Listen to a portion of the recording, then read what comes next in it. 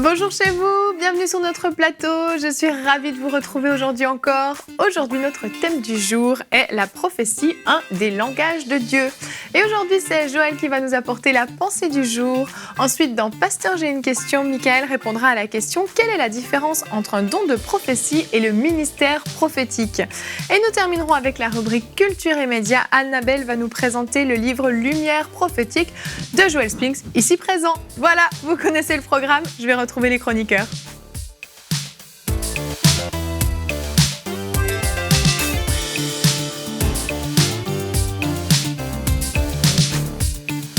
Evelyne, ça va bien? Bah oui, tu es belle. Oh, t'es gentil. Merci. Pas mal non plus. Pasteur Joël, tu as écrit des livres, alors il paraît.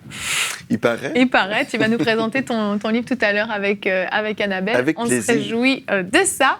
Et donc aujourd'hui, on va parler de prophétie. On va parler aussi de comment Dieu peut nous parler. Donc la prophétie est une des façons dont Dieu peut nous parler. Mais on va voir avec ta pensée du jour qu'il y en a d'autres. Donc on va commencer tout de suite avec la pensée du jour.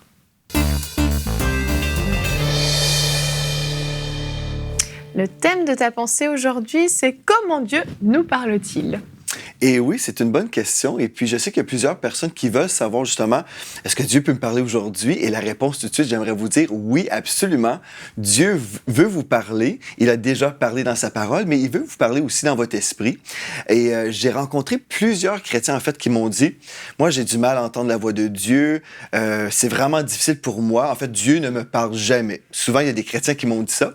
Et si on veut comprendre aujourd'hui les façons que Dieu peut employer pour nous parler, on doit premièrement être réconcilié avec la parole de Dieu et bannir le mensonge qui nous dit, qu'on va souvent véhiculer, « Ah, Dieu ne me parle pas ». Non, Dieu nous parle. Et dans Jean 10, verset 27, si vous êtes un enfant de Dieu, la Bible nous dit « Mes brebis entendent ma voix ». Je les connais et elles me suivent. Donc, si vous êtes un enfant de Dieu, si vous vous considérez une brebis du Seigneur, vous devez aujourd'hui croire, Dieu me parle. Et si vous êtes toujours en train de dire, non, Dieu ne me parle pas, j'entends pas Dieu, bien aujourd'hui, prenez la décision, OK, je vais arrêter de déclarer ces choses-là et je vais croire ce que Dieu dit. Mes brebis entendent ma voix. Et là, vous pouvez dire, OK, Seigneur, je me repens de cette fausse déclaration que je disais constamment. Aujourd'hui, je m'accorde avec ta parole et je vais entendre ta voix. En fait, j'entends ta voix aujourd'hui. Donc, ça, on est d'accord, nous sommes tous d'accord à ce niveau-là. On peut maintenant explorer le thème, comment Dieu peut nous parler. Bien, premièrement, si vous faites simplement, en tout cas, vous allez en voyage, vous circulez dans notre monde, vous ouvrez vos yeux, vous verrez qu'il y a une belle création qui est là. Même les athées peuvent entendre Dieu leur parler d'une certaine façon, parce que la création témoigne qu'il y a un Dieu. Ça, c'est la première façon que Dieu peut nous parler. Tout simplement, en ouvrant les yeux, on peut voir la beauté de la création et nous savons que derrière la création, il y a un créateur. Donc ça, c'est la façon que Dieu va nous parler à tous et chacun. Et nous savons en même temps que Dieu a déposé en nous tous la pensée de l'éternité. Donc, si nous sommes éloignés de Dieu, nous ne connaissons pas le Seigneur en ce moment, le Seigneur se révèle juste en regardant dans le naturel. Une autre façon que Dieu va nous parler aussi, certainement, c'est par la parole de Dieu. Donc, si vous avez une Bible, par exemple, Dieu peut vous parler.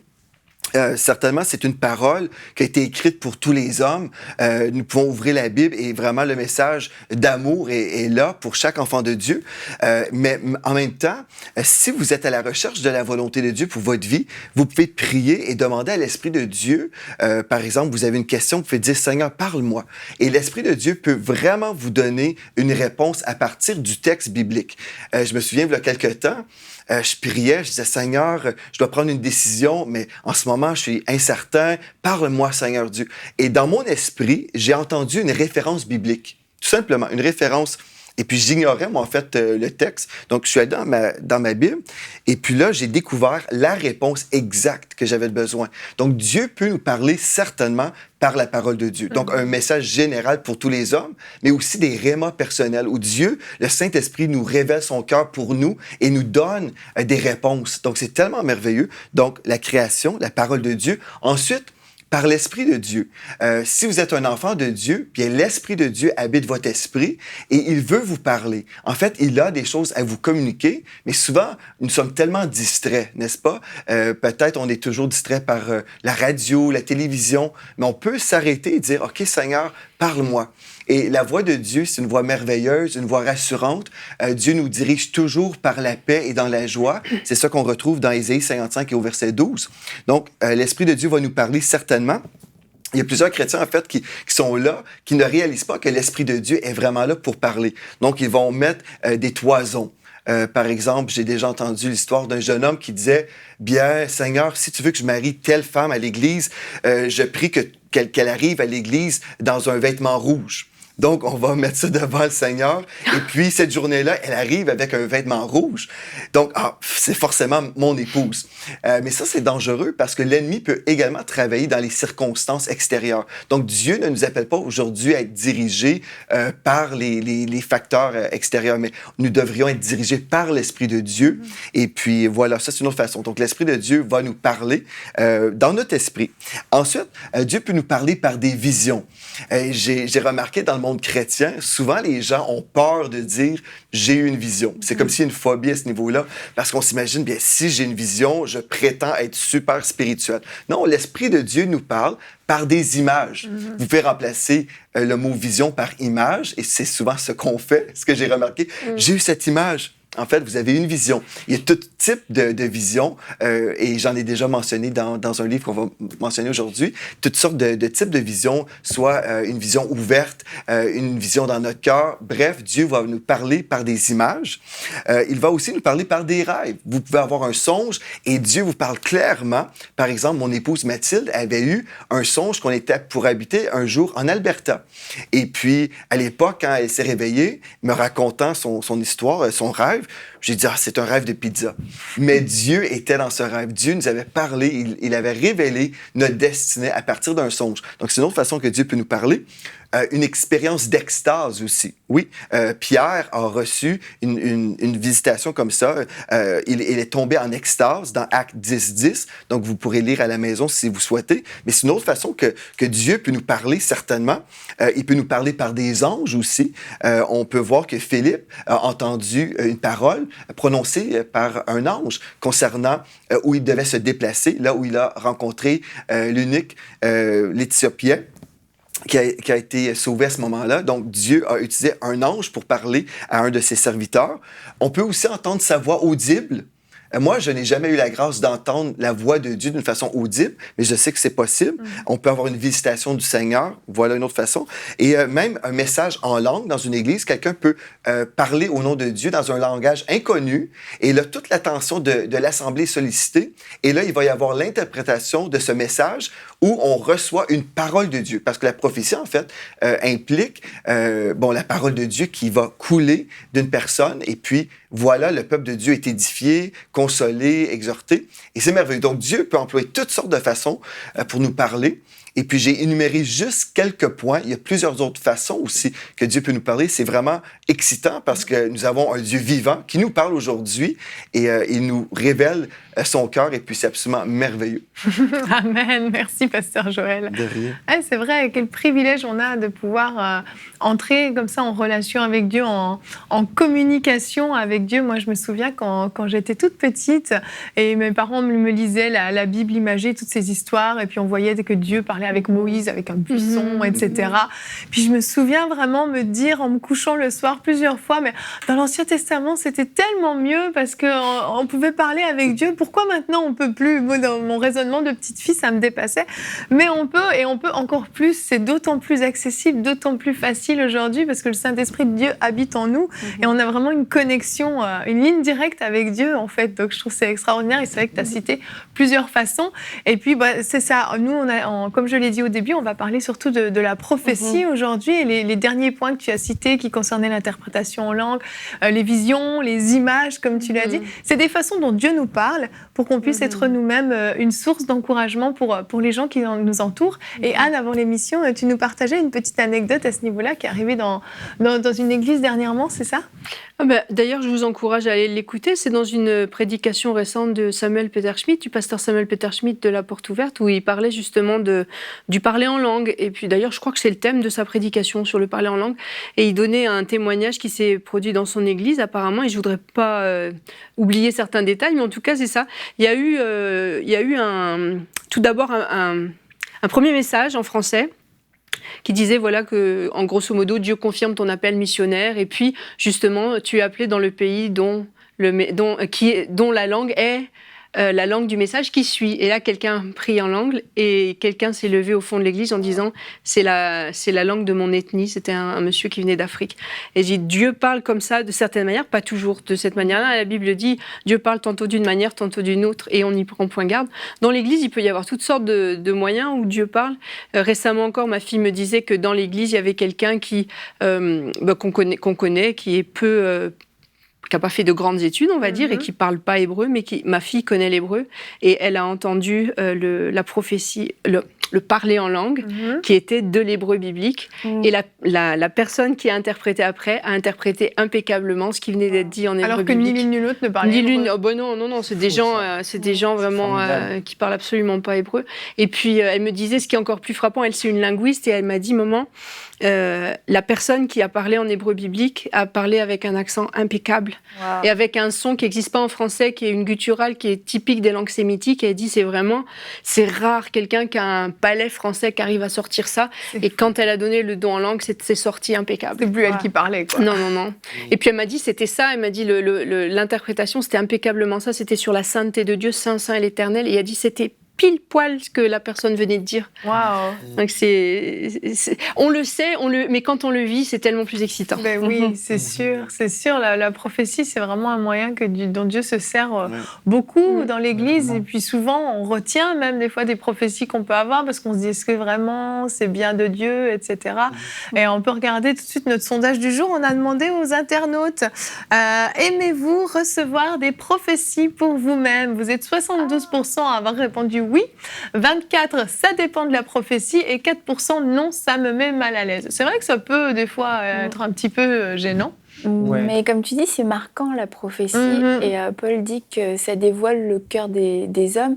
Et moi, la première fois que je suis allée à l'église, il y a une femme qui m'a donné des prophéties. Ça m'a vraiment marquée. Et tu te dis, Dieu existe parce que tu connais personne, t'en as parlé à personne. Une vieille dame que t'as jamais vue de ta vie qui révèle des choses dans ton cœur. C'est comme, ok, je suis où? Qu'est-ce qui se passe? Et ça touche le cœur, en fait. Ça ouvre le cœur pour plus. Et c'est pour ça, entre autres, que la Bible nous dit d'aspirer à la prophétie parce que c'est vraiment une façon que Dieu a de parler directement au cœur de quelqu'un d'autre, parce que ça a quand même quelque chose d'assez spectaculaire, en fait. C'est sûr. Et moi, ça m'a profondément marquée, et je suis pas venue au Seigneur tout de suite en plus, mais c'est quelque chose dont je me suis vraiment toujours souvenue. Ah oui, mais quand même, quand tu allais à l'église la première fois, la dame, elle avait dit ça. C'était pas la dame, c'était Dieu. Je pense, une des raisons pourquoi on n'aime pas la prophétie, je sais pas si c'était 24% des gens qui n'aimaient pas trop. 4. Ah, juste 4%. 4, ça me met mal à l'aise, mais 24 qui disaient ça dépend de la prophétie. Oui, c'est ça dépend, n'est-ce pas? Parce que je crois, une des raisons pourquoi des fois on serait pas vraiment comme... En tout cas, on n'aime pas la prophétie, c'est parce qu'on n'a pas été exposé aux vraies prophéties. Moi, j'ai été exposé à plusieurs fausses prophéties et ça m'a totalement repoussé du ministère prophétique. Et aujourd'hui, j'aime le ministère prophétique parce que j'ai vu l'authentique. Mais pendant longtemps, j'ai vu beaucoup de choses artificielles, du jugement. Chaque dimanche matin, un homme se lève dans l'Église pour condamner toute l'Église. Mais ça, c'est pas une prophétie selon Dieu. Non, c'est pas une prophétie. Pas du tout. En fait, c'est de la condamnation. Mais quand on pense que c'est de la prophétie, c'est là où on peut peut être déçu. Mais je me souviens, Dieu m'a parlé quand j'avais 18 ans. J'étais vraiment confus. J'avais remis en question même les dons du Saint-Esprit parce que j'avais été tellement repoussé par des excès. Et puis, j'étais dans une réunion avec mes parents dans l'État de New York où les gens parlent en anglais. Et puis, il y avait une dame qui s'est mise à chanter en langue. Mais en fait, c'était vraiment une parole prophétique parce qu'elle s'est mise à parler en français dans l'État de New York où on parle en anglais. Et puis, j'ai dit au Seigneur, si j'ai vraiment bien entendu, je te demande que cette femme puisse répéter le message. Et Dieu est tellement bon, elle a commencé à répéter toute la prophétie. Et puis ensuite, le pasteur est venu au micro et il a donné l'interprétation en anglais. Et puis, j'ai eu vraiment comme la confirmation que les dons du Saint-Esprit étaient pour aujourd'hui.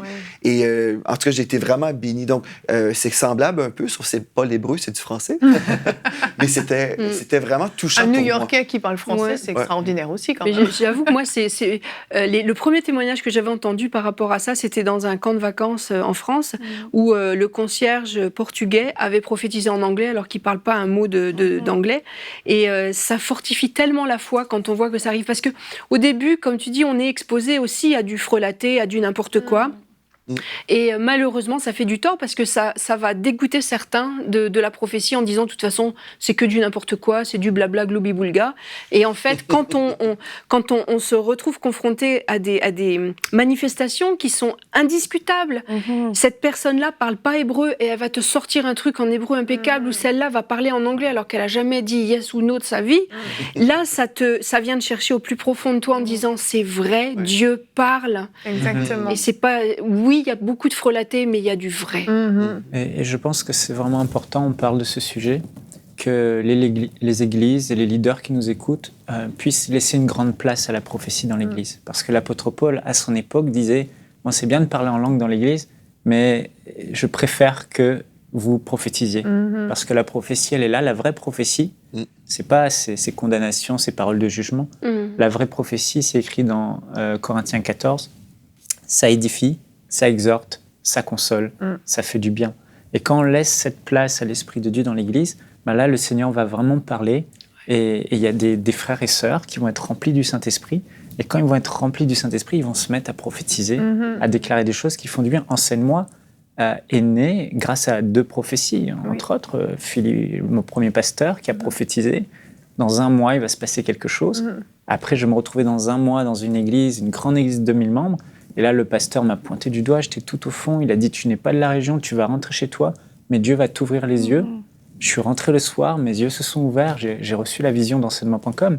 Et c'est tellement important, ça encourage. Il faut vraiment, comme Paul le dit, ne pas mépriser les prophéties et laisser une grande place à la prophétie. Oui, tout à fait. On va faire une émission prochainement sur ça. Frank Poulain a déjà à cœur ce thème, donc n'empiète pas trop sur son territoire. mais tout ce que vous dites, c'est tellement vrai. Moi, je me souviens au début de ma vie chrétienne, j'étais dans une église pas essentiellement, totalement africaine. J'étais la seule blanche avec mon frère. Et quand des hommes de Dieu, des femmes de Dieu invités venaient, très souvent, ils prophétisaient sur nous et particulièrement sur moi. Je pense que certaines fois, j'ai dû faire du tri dans les prophéties, parce que ça, dans les prophéties, des fois, il faut trier. Mais je me souviens que ce qui marquait mon cœur à chaque fois, c'était « Dieu me connaît ». Moi, j'étais nouvelle convertie et le fait que Dieu puisse se servir d'un inconnu, d'une inconnue pour s'adresser à moi directement, ça me touchait terriblement de me dire « Dieu me connaît, il sait où je suis, il sait par... » Puis dès qu'on citait juste quelque chose que je vivais à ce moment-là, ça réjouissait mon cœur. Dieu entend donc mes prières, Dieu me voit, Dieu sait par quoi je passe. Et c'est là où la prophétie, elle a tout un rôle aussi qui nous rapproche de Dieu parce que ça solidifie cette intimité qu'on peut avoir Dieu. Tout à coup, Dieu est là, même si c'est pas lui physiquement, mais quand la personne parle, c'est Dieu qui s'adresse à nous et tout à coup, c'est waouh, j'ai ce contact avec Dieu oralement en fait. Et quelquefois, on dit que la prophétie, c'est aussi pour s'adresser à des bébés spirituels. Et en fait... J'étais un bébé spirituel, moi. Oui, non, mais j'allais dire que c'est pas forcément toujours le cas. Et quelquefois, on se prive de la grâce de la prophétie parce qu'on se dit « Non, Dieu, moi, il faut que j'entende Dieu par moi-même, etc. » Mais la prophétie est là pour encourager, exhorter, faire du bien. Et à un moment donné, tous, on en a besoin dans notre vie. Et quelquefois, c'est difficile, juste nous, tout seuls, avec Dieu. Et on est un corps et on a besoin de fonctionner avec ce corps qui que Dieu utilise. Les dons spirituels, c'est pour l'utilité commune. Ouais. Et comment puis-je dire, je suis au-dessus de l'utilité commune. Je n'ai pas besoin des dons spirituels. J'ai pas besoin que moi, on me donne des dons spirituels. Et je pense que ça, c'est un des mensonges, ou en tout cas une des forteresses qu'on peut s'enlever. J'ai le droit de recevoir une prophétie. Ça veut pas dire que je suis un bébé spirituel et que je peux pas entendre Dieu. C'est juste que Dieu m'aime, Dieu connaît ma situation et Dieu veut utiliser quelqu'un aussi pour pouvoir m'encourager. Et Dieu va même prendre des personnes les plus matures. Moi, j'ai la grâce de côtoyer des gens qui sont vraiment matures dans le ministère prophétique. Et chaque année, on se retrouve ensemble où on peut donner ce que l'Esprit de Dieu nous donne pour eux. Parce que même si quelqu'un a le ministère de prophète, là, c'est pas la même chose, mais quelqu'un qui a un ministère de prophète, il a aussi besoin de recevoir des prophéties parce que nous sommes dépendants l'un de l'autre, parce que nous faisons partie d'un corps. Donc ça, c'est important. Mais je pense que si on veut recevoir des paroles prophétiques, il faut premièrement comme quitter le monde du mépris. Parce qu'il y a beaucoup de mépris. Et puis si on méprise la prophétie, bien, on bloque le prophétique. Mais si on valorise, et si on valorise la personne aussi qui a un don de Dieu, par exemple, je sais que dans notre Église, il n'y a pas si longtemps, Michael a reçu une belle parole vraiment touchante d'un prophète de Dieu qui est venu dans l'Église. Et puis, en recevant l'homme de Dieu, on peut aussi bénéficier de l'onction qui coule sur sa vie. Quand j'ai reçu cette parole, j'avais certaines frustrations. Et la parole prophétique est venue régler tellement de choses dans ma vie. Ah oui, c'est parce que je sais ce que Dieu pense. La prophétie va nous donner la pensée de Dieu et ça va nous consoler, ça va nous donner une direction, ça va nous guérir aussi notre cœur. Ça fait tellement de bien, c'est ça. Et souvent, les paroles prophétiques, on se dit, ce qui est important, c'est le message dans l'Église. C'est vrai, mais le message est donné presque à tout le monde. Tout le monde reçoit le même message. Mais la parole prophétique, quand quelqu'un dans l'Église prophétise, c'est souvent spécifique à une personne et ça va répondre. Et là, Dieu, c'est le moment pour lui de compléter le message, de compléter la prédication et de bénir. Donc j'en reviens encore à ce point qu'il faudrait vraiment laisser un temps, dès qu'on se retrouve entre chrétiens, à ça. Et ce que j'aime dans les assemblées de Dieu, je ne suis pas dans une assemblée de Dieu, mais mon plus beau et plus grand souvenir des églises d'assemblée de Dieu, c'était ce temps de silence. Et là, Dieu parlait. Une voix, deux voix, trois. Et c'était tellement précis parfois. Ça changeait ta vie. La prophétie fait vraiment du bien. On va regarder notre verset du jour, 1 Corinthiens 14, 3. Celui qui prophétise, au contraire, parle aux hommes, les édifie, les exhorte et les console. C'est vraiment ça le rôle de la prophétie. Et on va enchaîner en restant sur notre thème. On va partir sur la rubrique « Pasteur, j'ai une question ». Michael, aujourd'hui, c'est toi qui vas répondre à Lionel. Pasteur Joël, tu l'as cité un tout petit peu, qu'il y avait une différence entre le ministère prophétique et le simple fait de prophétiser. Donc, la question de Lionel du Congo, c'est quelle est la différence entre un don de prophétie et le ministère prophétique ? Alors oui, on va répondre à la question de Lionel du Congo, mais j'ai reformulé sa question comme suit. Quelle est la différence entre le frère ou la sœur qui donne une prophétie dans l'Église et un prophète ? En régie, vous pouvez reformuler ? C'est la même chose. On parle de ministère prophétique, on parle d'un prophète. Oui. Et tout comme le fait de gagner une âme ne fait pas de nous un évangéliste, le fait de prendre soin de quelqu'un dans l'Église une fois ne fait pas de nous un pasteur, de même le fait de donner une prophétie, même régulièrement dans l'Église, ne fait pas de nous un prophète. Oui. Il y a une grande différence entre le fait de prophétiser et être un prophète. Déjà, il faut savoir que celui qui va prophétiser, la prophétie est un don accessible à tous. Paul le dit dans 1 Corinthiens 14, tout le monde peut prophétiser. Et j'ai remarqué dans ma propre vie, et on voit dans le livre des Actes, et Dieu l'a prophétisé à travers Joël, repris par l'apôtre Pierre, que dans les derniers temps, Dieu répandra son esprit sur tous les hommes. Tous les hommes peuvent être baptisés du Saint-Esprit.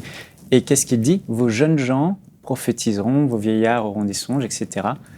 Ce passage nous montre que quand on est rempli du Saint-Esprit, on est apte à donner une parole prophétique. Donc tout le monde peut prophétiser. Et ceux qui prophétisent régulièrement ont certainement reçu le don, mais c'est accessible à tous les chrétiens. Mais ça ne fait pas de tout le monde des prophètes. Et alors, quelle est la différence entre le prophète et le frère qui donne une prophétie ? Alors, contrairement au frère qui prophétise, dans l'Église, ou la sœur, le prophète a reçu une mission, un mandat, il est redevable devant Dieu. L'auteur du livre aux Hébreux disait que le pasteur rendra des comptes à Dieu pour les âmes que Dieu lui a donné prendre soin. C'est pareil pour le prophète. Le prophète, c'est Dieu qui est venu vers lui. C'est un ministère, un des 5 ministères, et Dieu lui a donné un mandat, une mission, un objectif à atteindre, et il est redevable devant Dieu de répondre à cet objectif, de répondre à cet appel. Le frère qui prophétise dans l'Église n'a pas reçu de mission de Dieu, de mandat de Dieu, de vie en fait. Le prophète, il a cet appel. Et il a reçu une onction pour accomplir cette mission qu'il a. Donc déjà, il y a la mission. Le prophète a une mission. C'est quoi sa mission ? D'édifier le peuple de Dieu, de corriger le peuple de Dieu pour le ramener dans les voies de Dieu quand il se détourne, comme Jean-Baptiste. On voit que Jean-Baptiste a ramené le cœur des hommes à Dieu, à la repentance.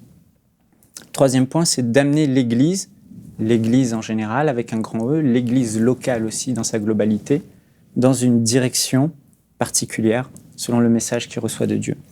Alors donc déjà, le frère qui prophétise n'a pas cette mission, n'a pas reçu un mandat, n'a pas reçu une onction pour accomplir ce mandat, mais le prophète, lui, l'a. Donc c'est vraiment un appel, c'est un ministère.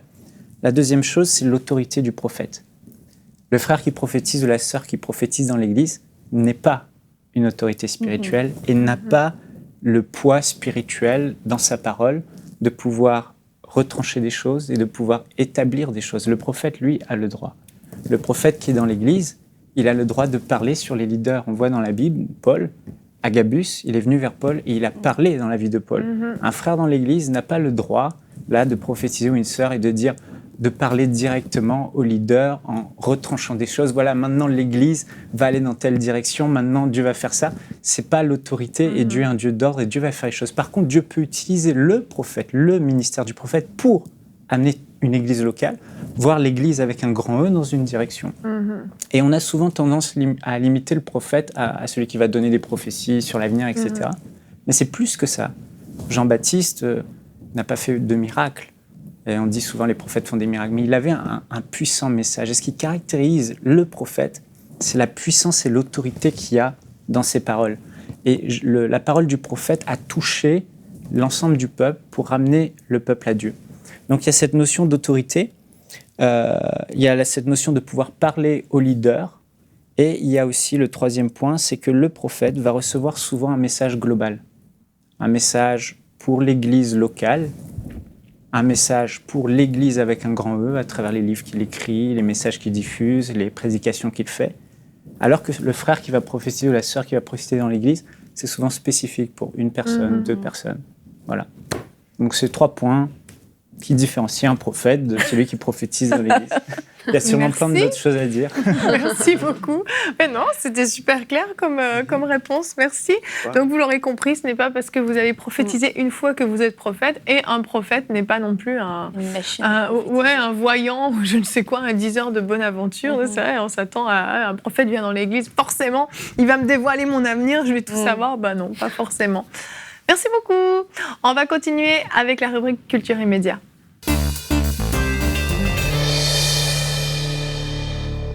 Annabelle, aujourd'hui, tu nous présentes le livre Lumière prophétique dont l'auteur est juste à côté de toi. Incroyable. C'est extraordinaire. Quelle coïncidence. C'est incroyable. Mais bon, même si l'auteur est à côté de moi, on peut quand même mettre une petite vidéo aujourd'hui. Oui, ça te dérange pas? Pas du tout. On va comme ça va t'éviter de... Savez-vous que Dieu veut vous parler et qu'il veut parler à travers vous? Lumière prophétique vous invite à découvrir une dimension surnaturelle de la foi chrétienne.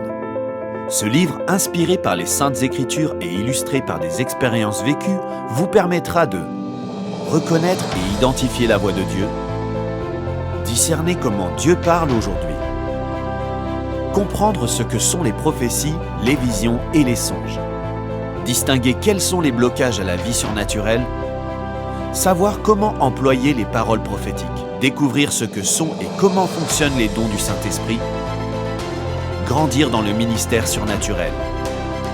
Vous découvrirez également le témoignage personnel bouleversant de l'auteur qui vous révélera comment Jésus a changé sa vie et son ministère surnaturellement et à tout jamais. Votre esprit sera sans aucun doute éveillé à la dimension surnaturelle de la vie en Dieu. Ouvrez votre cœur à la révélation divine et laissez-vous révolutionner par cette lumière prophétique. Lumière prophétique par le pasteur Joel Spinks. Procurez-vous dès aujourd'hui votre exemplaire en visitant le site joelspinks.com. Eh bien, tout d'abord, félicitations pour ton livre. Bien, merci. Et j'aimerais commencer en disant que ce livre n'est pas le fruit d'une réflexion personnelle. Non. Ça n'a pas du tout... tu t'es pas dit, tiens, ce serait bien de faire un petit livre sur le Non, prophétique. pas du tout. En fait, bon, comme tu sais, Annabelle, je suis assez occupée. Hein? Comme vous savez tous, nous sommes tous occupés dans l'œuvre de Dieu. Et il y a une nuit où le Seigneur m'a donné un rêve. Il m'a en fait donné le titre de ce livre-là. Et même, peut-être vous n'êtes pas au courant, Pasteur Anne, mais votre mari était dans le rêve. Je ne sais pas ce que je vous ai raconté. Non, vous ne m'avez pas l'histoire? raconté ça, non? Est-ce que je peux raconter? On a assez de temps. je sais pas. Oui, vas-y. Mais en fait, dans le rêve, j'ai vu le livre Lumière prophétique, j'ai vu le titre, et puis votre mari, le pasteur Jonathan Berceau, est venu vers moi dans le rêve. Puis il m'a dit, j'ai besoin du livre pour la classe, parce qu'il est en train d'enseigner à l'Institut biblique. Et puis moi, j'étais comme à côté, là. J'étais comme un spectateur dans la classe. Et puis il disait, j'ai besoin du manuscrit pour le distribuer en classe. J'ai dit, mais j'en ai juste un. Et puis, oui, mais j'en ai besoin. Et puis, je me suis réveillé à ce moment-là.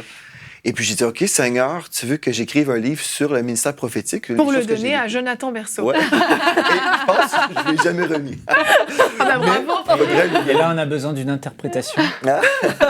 Et là, Attends, je vais regarder sur les rêves. en fait, quand j'ai vu ça, j'ai dit, Seigneur, OK, je crois que tu veux que je puisse donner ce livre, que je puisse l'écrire parce que, justement, bon, j'ai reçu quelque chose, mais si je ne le mets pas en écrit, bien les gens, les élèves ne pourront pas le lire. Donc, c'est assez simple comme interprétation.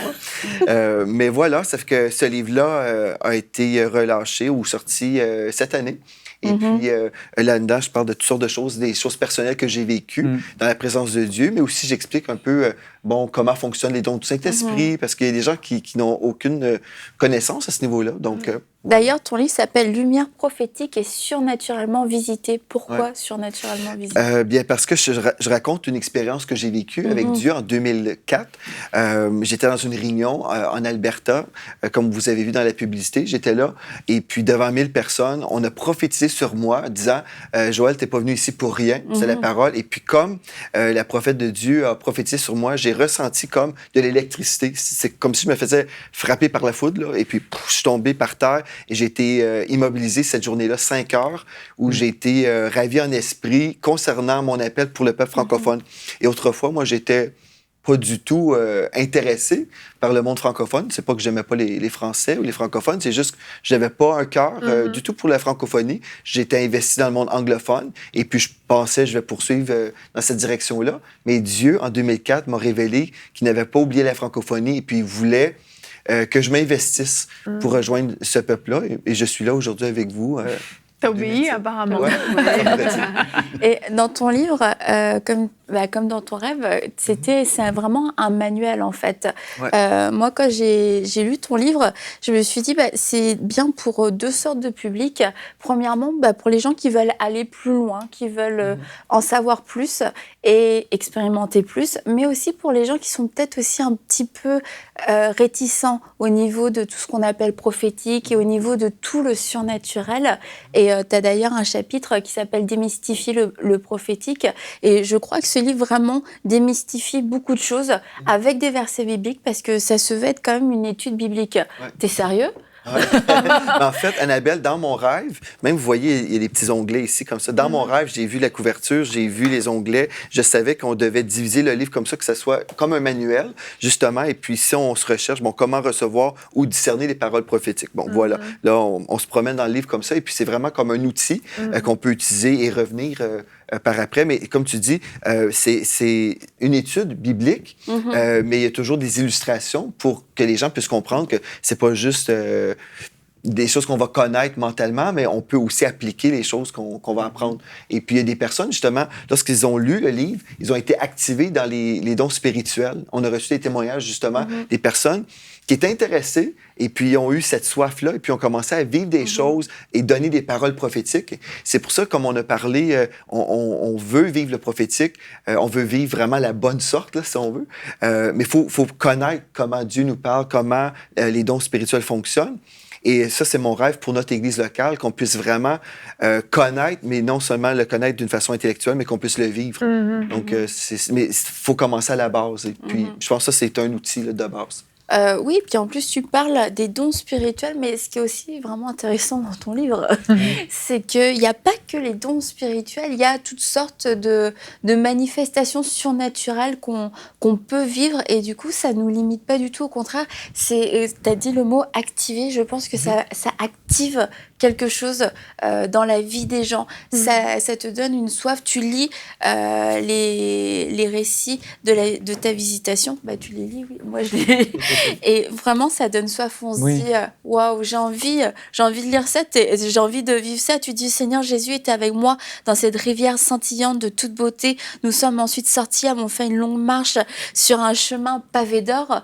Et il y a des gens, moi, ça me donne envie de le vivre. Mais honnêtement, il y a des gens à qui ça fait peur ce genre de vision parce qu'on se dit, oh, il a vu Jésus. Est-ce que vraiment il a vu Jésus? Et en fait, le fait de pouvoir faire un livre qui est un manuel, ça permet de poser les bonnes bases et ça permet que aussi plusieurs personnes vont pouvoir expérimenter des visitations comme toi t'en as expérimenté et on voit que ça a changé le cours de ta vie. Ta vie aurait été totalement différente sans ces visitations-là. Et puis pas seulement une fois, tu racontes aussi dans ces annexes à la fin du livre plusieurs visitations que tu as eues. Mes visions ont duré à peu près 2h30 et personne dans l'assistance n'avait l'accès à l'endroit spirituel où le Seigneur m'emmenait.